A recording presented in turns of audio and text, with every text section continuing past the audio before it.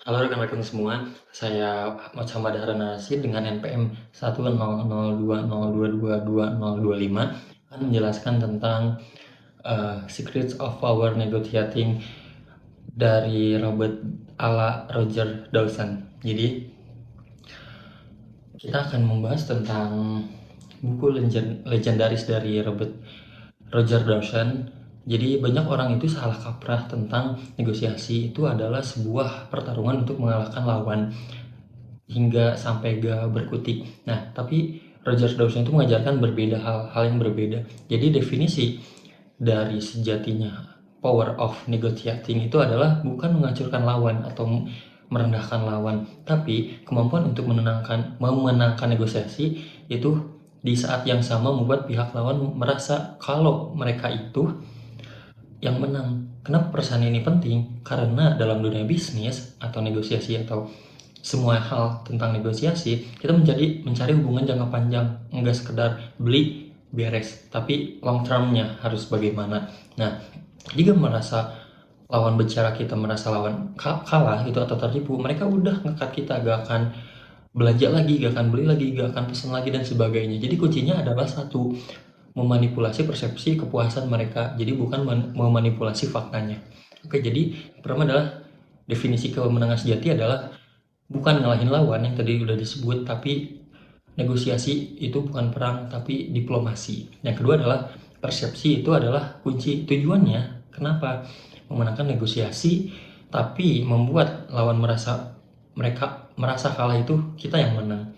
Nah, kenapa lawan yang merasa puas akan menjalin hubungan bisnis kita dengan jangka panjang atau long term.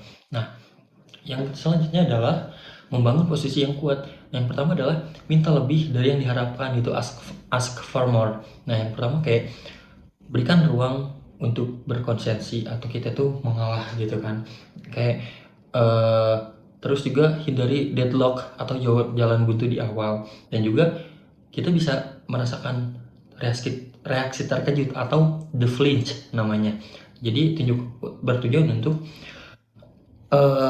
waktu lawan ngomong hal yang besar atau yang udah kita tahu, kita pura-pura aja untuk kaget. Jadi menurut psikologi, jika kalau tenang, kita itu tenang, lawan berpikir harganya masih bisa ditekan, tapi kalau kaget mereka ragu gitu.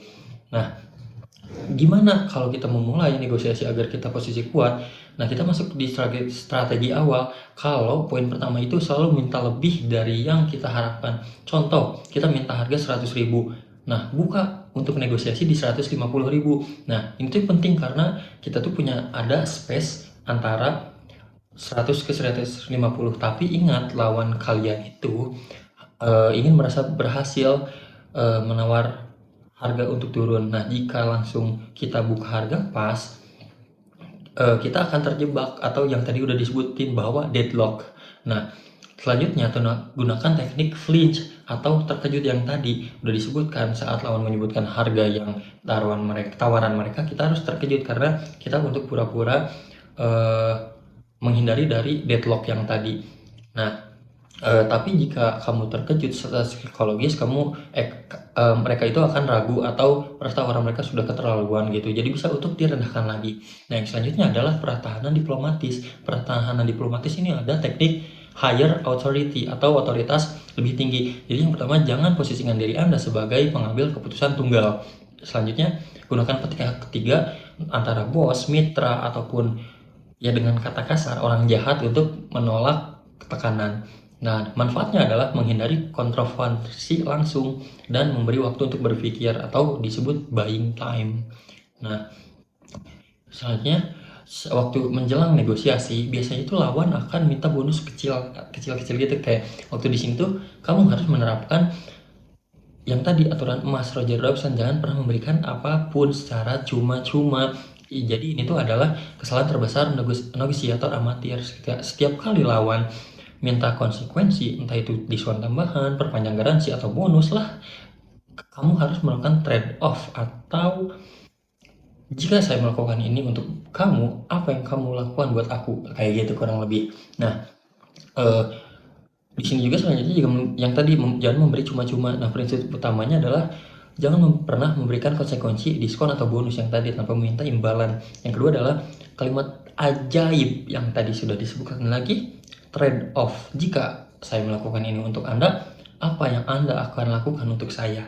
Atau efeknya itu menjadi cegah lawan terus-menerus meminta tambahan atau grinding gitu.